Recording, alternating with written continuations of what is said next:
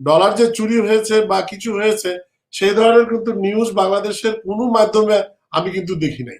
এখন বাইরের একটা পত্রিকা করেছে, কি কারণে করেছে, কোথা থেকে তাদের সোর্স, সেটাও তো আমরা জানি না। তাহলে তো আজকে আলোচনা আনাই আপনার ঠিক হয় না, তার কারণ আপনিও তো একটা মিডিয়ার অংশ না। বান্ধব বন্ধু এই সমস্ত পত্রিকালারা নিউজ করলো না, সেগুলির উপরে হিসাব করে আপনি একটা আন্তর্জাতিক পত্রিকার নিউজকে অ্যাভয়েড করলেন, এটাও কিন্তু আনোয়ার ভাই শিষ্টাচারের মধ্যে পড়ে না। আপনারা এইভাবে বলেন ঠিক না। না আপনি ওই না, এই নিউজটা কি হয়েছে এটা পড়েন, এই নিউজটা কি হয়েছে আমরা কি বলছি, আমরা না না আমরা কি বলছি যে টাকা চুরি হয়ে গিয়েছে, আমরা বলছি অমুক পত্রিকা এই কথাটা লিখছে, তা আপনিও বলেন যে আমি দেখলাম আপনার মাধ্যমে যে এই পত্রিকায় এই কথাটা লিখছে, এই কথাটা স্বীকার করতে আপনার অসুবিধাটা কোথায়?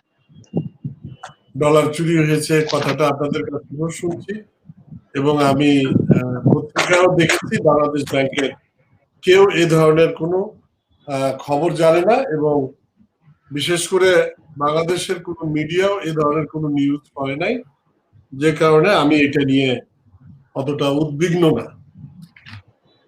কিন্তু এটা ঠিক যে 2016 সালে যেমন 10 লাখ ডলার চুরি হয়েছিল, বাট সেটার মধ্যে থেকেও কিন্তু প্রায়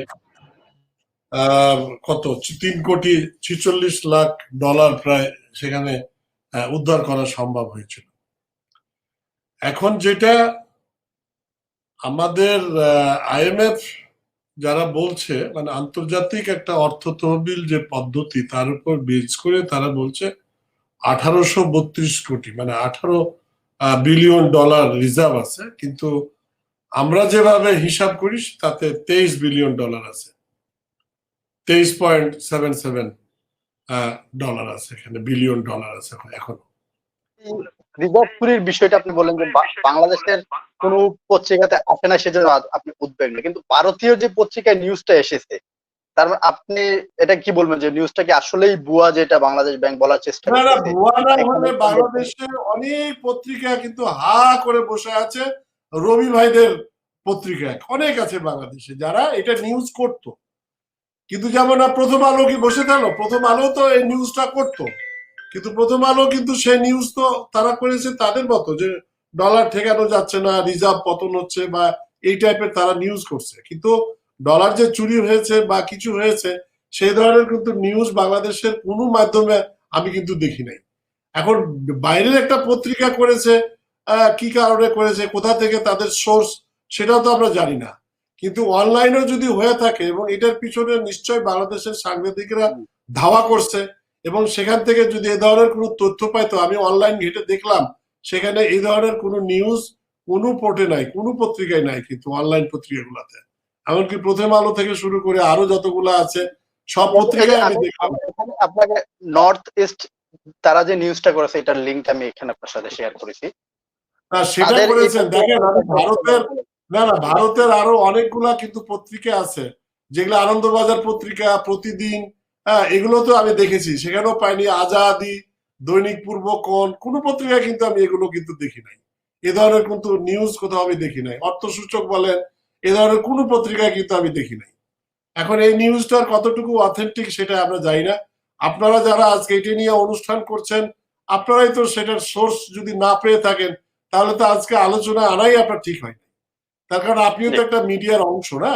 আপনি যদি একটা অথেন্টিক খবরের যদি আমাকে জিজ্ঞেস করেন যে এটা সত্য না মিথ্যা, তাহলে তো ঠিক না, বরঞ্চ আপনাকে ইউ হ্যাভ টু কনফার্ম যে yes I got the Real report, তারপরে আপনি এখানে সেটা নিয়ে আলোচনা করছেন বা বিশেষজ্ঞদের মতামত নিচ্ছেন। কিন্তু আমার তো মনে হয় বাংলাদেশের এই সোর্সটা নিয়ে আপনি নিজেই নিশ্চিত না হয়ে আজকে আলোচনায় আনাই ঠিক হয়নি আমার মতে। আমি জানি না, তবে আমি ইন জেনারেল আপনাকে অবশ্যই ইউ হ্যাভ টু কনফার্ম যে হ্যাঁ আমি এটা পেয়েছি এবং এটা অথেন্টিক নিউজ, তার কারণ এটা একটা দেশের কিন্তু একটা ইম্পর্টেন্ট নিউজ, যে দেশে ডলার চুরি হয়ে যাবে, বাংলাদেশের কোনো মিডিয়া নিউজ করবে না, আর আপনি কোথা থেকে নিউজটা কালেক্ট করে আপনি আন্তর্জাতিক ভাবে আপনার যে প্রচার মাধ্যম সেখানে আপনি প্রচার করছেন, এটা তো আসলে আমার কাছে এটা খুব নিয়ে একটা আনোয়ার ভাই, এটা নিয়ে আমি প্রথম কথা বলছি না, বাংলাদেশের অনেকেই এই বিষয়টা নিয়ে কথা বলছে যখন নিউজটা এসেছে। আমি দ্বিতীয় পর্যায়ে আসছি আপনার কাছে, জনাব সাইদ না, মামুন এখানে কে মাহমুদ। বলেছে? আপনি আমাকে বলেন যে কোন মিডিয়া বলেছে, আমাকে বলেন। বাংলাদেশের কোনো টিভি নিউজ আমি শোনার পরে আমি কিন্তু চেষ্টা বাংলাদেশের করেছি, অনেক নিউজ এরকম এমনকি নিউজ এসেছে, ভারতের অনেক বাংলাদেশ থেকে পত্রিকাও রিজার্ভ কিন্তু চুরি আমি হয়ে গেছে, ঘেঁটে কিন্তু দেখার বাংলাদেশ চেষ্টা ব্যাংক করেছি। বলতেছে হয়নি। বাংলাদেশ ব্যাংক বলতেছে হয়নি, কিন্তু ভারতের পত্রিকা এসেছে এমন নিউজ। বাংলাদেশের নিউজ পোর্টাল গুলোতে যে হেডলাইন না, হচ্ছে, ভারতের পত্রিকায় যে নিউজ দিয়েছে আপনি বলছেন সেটা ঠিক আছে, কিন্তু এই নিউজটা নিশ্চয় বাংলাদেশের অনেক মিডিয়া দেখেছে এবং তাদের পিছনে হয়তো সংগ্রহ করার চেষ্টা করেছে।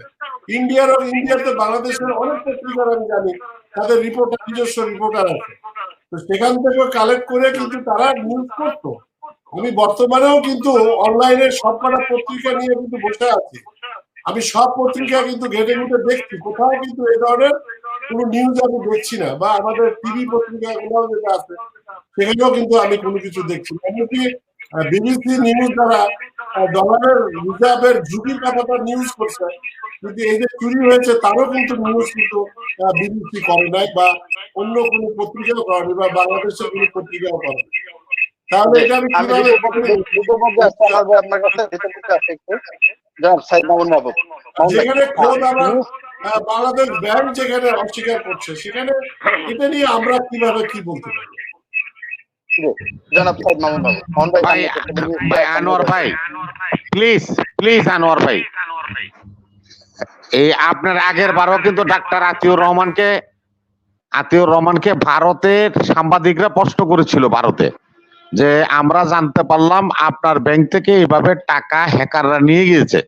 উনি ভারতের মাটিতে ওই সাংবাদিকদের বলেছে এই ধরনের কোনো নিউজ আমার কাছে নাই, আর এটা সত্য নয়। কিন্তু উনি দ্রুত ওনার সফর শেষ করে বাংলাদেশে আসছে। এর মধ্যে ইন্টারন্যাশনালি নিউজ হয়েছে যে ম্যানিলাতে বাংলাদেশের টাকা, ব্যাংকের টাকা হ্যাক হয়েছে এবং সেগুলি বিভিন্ন ক্লায়েন্টের হাতে চলে গিয়েছে ব্যাংকের মাধ্যমে। তখন আতিউর রহমান সাহেব স্বীকার করলেন সাংবাদিক সম্মেলনে এসে এবং নিজে পদত্যাগ করলেন। এখন ওই পড়লি মালির ঘাড়ে পড়লি।